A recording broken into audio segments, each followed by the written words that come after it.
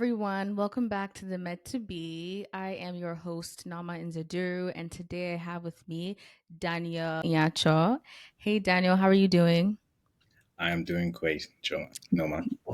You see, you did this again. You did it again. On the Oh, call, we had our pre interview. He called me Chama. My name starts with an N, now with a C. This boy, I've told you before. see, I see double N. I'm thinking it's supposed to be like pronounced I've C, told but you. no, Noma. I got that right. Nama. Yes, guys, my name is Nama. For those of you who don't know, my name is Nama. Please. Okay. So, Daniel Nama. Okay. So, hi, Daniel. How are you doing today? How are you doing? I'm doing great. I'm doing great. Just got off Good. family med clinic, so I'm feeling pumped. Oh, nice. What is family? What does your schedule look like in that family medicine right now? So currently, on 6 weeks for family medicine, and each week I believe I have around 4 to 5 clinic days, um, which with one day being like a morning and afternoon shifts, but mainly morning shifts. Oh, nice. So you have like the day, like the evening times to yourself. No, I do not. I have didactics or something the school wants us to do. So, Okay. Okay. Always a busy bee. And we will delve into that. But I want to start at the beginning. Let us start with before you went to med school. So let's take it back to college, maybe even high school, but a pivotal moment for you when you decided you wanted to be a health professional. If there is no exact moment, which sometimes there is, why did you choose to pursue a career as a physician and receive an MD degree?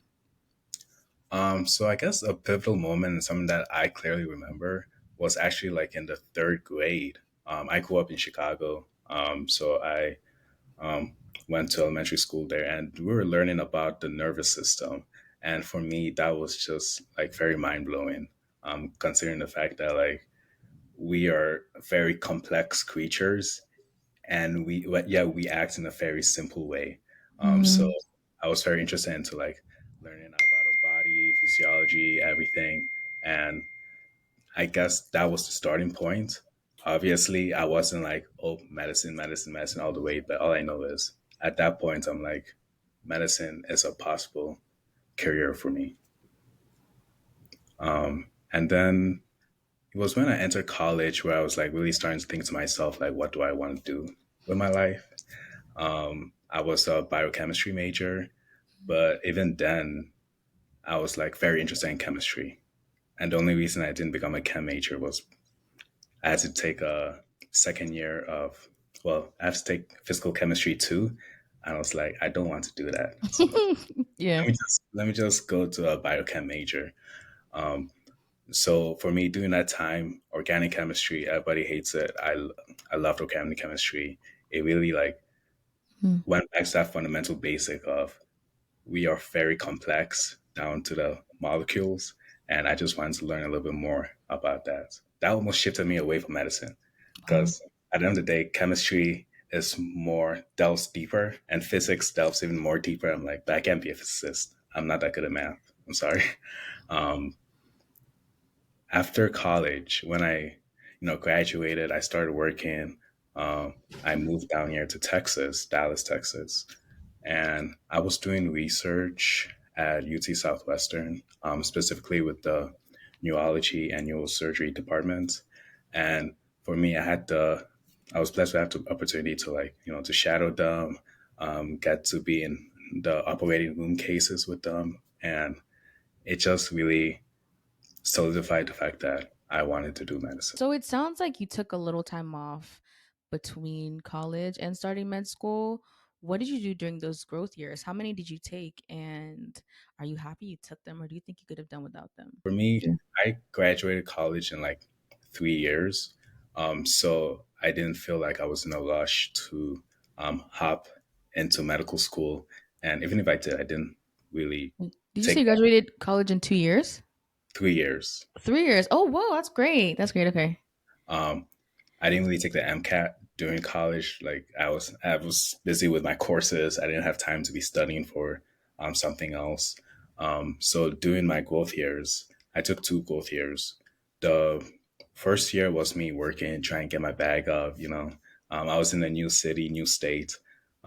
So I was just focusing on the research, um, getting money, and obviously I was studying on the studying on the side, but it wasn't for MCAT. It was more so um, just um, to work on myself. Okay. I was doing a little bit more studying about like fitness, about finances, about like adult things essentially. Things they don't teach you in school, but you still need to know. Yeah, no, got you. Yeah. Second year, my research slowed down, as in I didn't have to go in person. I could do the work like at home. And then there was the whole COVID thing that happened. Um, but that's when I started studying for the MCAT. I took 3 months to study for the MCAT. I started in November. My exam day was January 17th, which was like 3 days after my birthday. Um, and that was how I spent my growth years. Wow, that's great. That sounds like you did a lot of self work and you did a lot of work towards the goal to get into medical school. Mhm. We know you took the MCAT. It took you 3 months to take it. If you're comfortable sharing, what were your MCAT and your GPA scores? I know you took the MCAT. It took you 3 months to take it. If you're comfortable sharing, what were your MCAT and your, I know you took your GPA scores? So my MCAT score was a 515. Okay. For others who don't know, the MCAT is like the maximum score you can get. I believe it's a 528.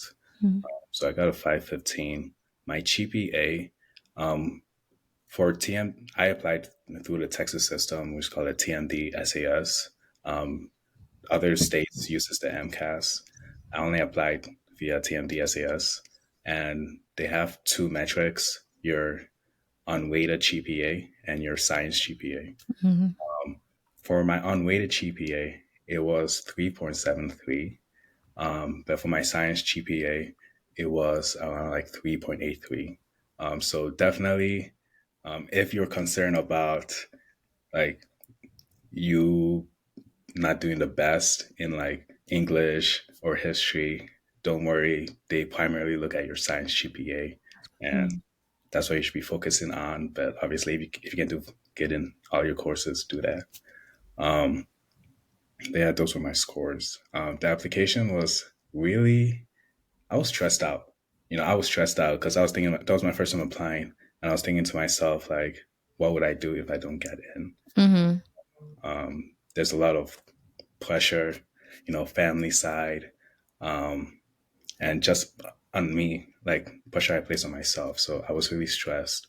Went Mhm. back in my primary essays, secondary essays, but once you click that submit, everything is like beyond you. You know, you've True. done all the best you can, and for me, it was just waiting for interview invites and such. That's great. Let's talk about turning that dream vision to concrete actions. You applied and then you got in. Now you are in medical school. The thing you've been working so hard for since you were in third grade has finally come to fruition. And what is it like? What is it like being in med school? Did it exceed your expectations? Is it harder than you thought it would be? One thing I've been hearing recently is that it actually flies. Like time really flies when you're in med school, and I would love to hear your take on that, being there and having to study so much material in such a short time. Does time really fly? There's a lot of work that's required of you. So, how's it going? So med school definitely exceeded my expectations. During college, like you probably think like you're one of the smartest people out there, but you go in and then you meet other people that are like, they're just geniuses, And I would never want to like describe myself um, you know, as a genius, as smart per se. But But you are. it's but it's definitely like a humbling Yeah. experience, Yeah. and that's where like you really get to like look deep down into yourself and like realize what you want, like what type of experiences do you want to take away from med school. And for me, it was just you're always gonna study, so it's just finding ways to like fill out your other time. And for me, it was just spending time with friends, finding friends, forming bonds with new people. My school has at least 240 people, at least 220 students per year, So you get to interact with individuals like very different characters, and you just really get to find people that that work for you, that fit you. And for me, finding friends that can really take me through these 4 years, it goes by slow. People say it goes by fast, but it really goes by slow considering the studying. But once you hit each milestone, like once you're done with first semester, once you're done with first year, once you're done with second year, for me, I was just like shocked. I'm a third year, honestly. It felt Hmm. like it was yesterday, but during those times, it's snail. It's like a snail. It goes by very slow. Oh, So wow. as long as you're spending time doing the things like that you, um, I don't know, that nourishes you. I think that's the best way to say it, that nourishes you. Hmm. Um, everything else seems like a breeze. You know, you get to That's survive. good. Mhm. Yeah, that's great. Thank you for sharing that. I want to hone in a little bit on the nourish you part. I wanted to ask you some of the things that nourish you because I love to talk about the multifaceted nature of an MD, of a physician. So, what are some things that keep you grounded? You talked about your wonderful friends. What are some other things you enjoy to do you enjoy doing outside of medicine and studying all the time? What do you do for fun? Um, so okay, I have an Instagram, and honestly, you will No, you never plug it in. Yes, you better plug your Instagram. Sorry. Nyancho MD, Nyencho Yes. MD. But for me, I try to avoid posting about medicine on my Instagram. Yeah, you get a little bit of like what I've accomplished, but most of the time it's me posting like fitness stuff, um, Mm. He me lifts. posting He's a lifter, y'all. He be lifting. yes, Yeah. yes. I try to Yeah. lift as frequently as possible because for me that's my de-stressor, and honestly, it's a goal that I have goals within fitness that are outside of medicine. So it makes me feel like I'm not just a student. Mm. Um, but I also try exploring new things. San Antonio, um, very very new to me. Texas, very very new. This year, I would like to at least this semester I would like to explore Houston. I would like to explore Austin. I would like to see a little bit more of Dallas that I didn't get to see when I lived there.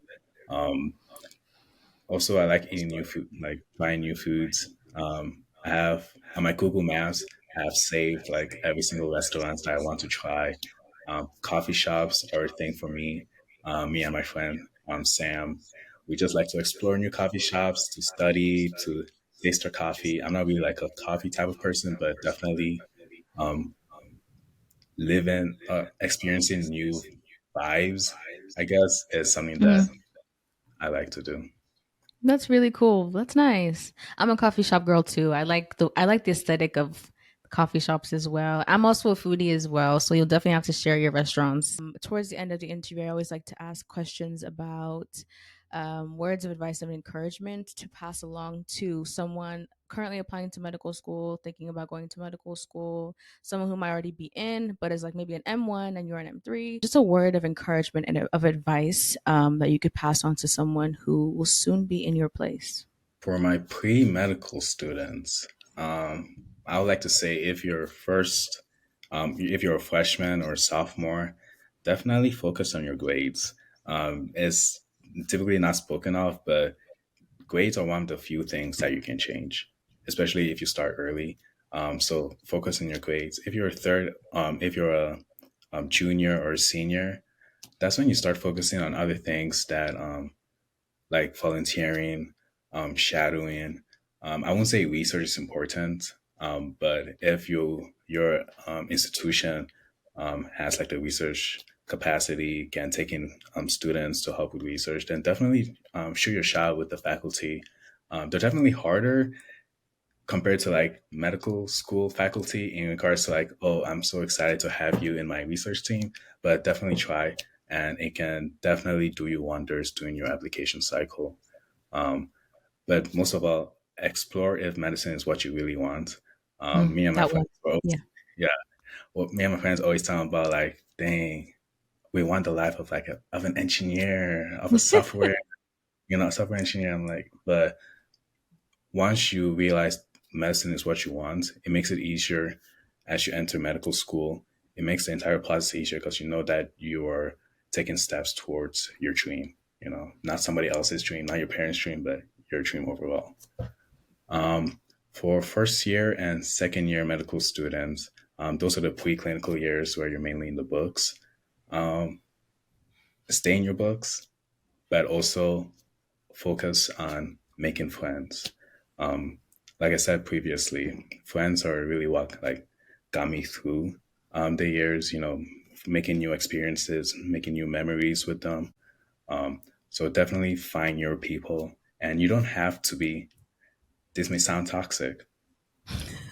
You don't have to be friends with everybody. To be honest, Okay. you know, Okay. you could be cordial. You could be cordial with people, but you don't have to be friends with everybody because you know your energy is very important. Med school is gonna drain you. Is really going to drain you. You don't want to spend time with people that will also drain you as well. Mm, So yeah, spend time with people that would essentially like fill your cup, not take away from it. Um, so yeah, that's that's great. my advice. Yeah. Words of advice for everyone. I think you touched on all the groups. Thank you so much again. I think there was one thing I wanted to ask you, but let me take a second to remember what it was. You just started your third year like a few weeks ago, if I'm not mistaken, right? This week, actually. This Yeah. week, yeah, yeah, I just started. So there's still some of this journey left for you. What is something you are looking forward to in the next few months, next few years of your journey on your journey to becoming an MD? I guess for me, and is just really figuring out what I want to do overall. Hmm. Um, you have so many options in terms of specialties, and it does get overwhelming. And you do have things that you personally want to do, things that you envision yourself doing. For me, I love neurosurgery. I really want to do neurosurgery, but I have to also consider the fact that neurosurgery lifestyle is not the best. And, you know, so you have to take in multiple factors from things that you really shouldn't be thinking about. Because for me, thinking about family, thinking about spending time with, like, let's say, wife, children, um, Hmm. overall, I have a lot to consider, and I'm Hmm. really set on one specialty, and I'm very open to like other specialties. So what I'm excited is just owning down into what I want and I'm willing to do for the next 20 plus years of my life. You get me? So yeah, it's 20 plus years. just considering working for 20 years. He's giving working for 20 years. I don't know what I put myself. Yeah. You know, it's just something that I'm excited for it. I'm excited for it, but you know, That's it is. good. That's good. That is really great. It's great to hear. And I'm excited to see whenever you do share whatever specialty you choose. Excited to see that. Excited to see you grow and succeed and thrive in your fitness. I told you guys he'd be lifting. Follow his Instagram. He plugged it in earlier. Fitness, your foodie, everything. Just again, like good. You're doing a good job. You're doing a great job. You're doing a great job, Daniel. You're killing it. So Well, don't thank even worry about it. God is in control. You're going to be good. Yeah.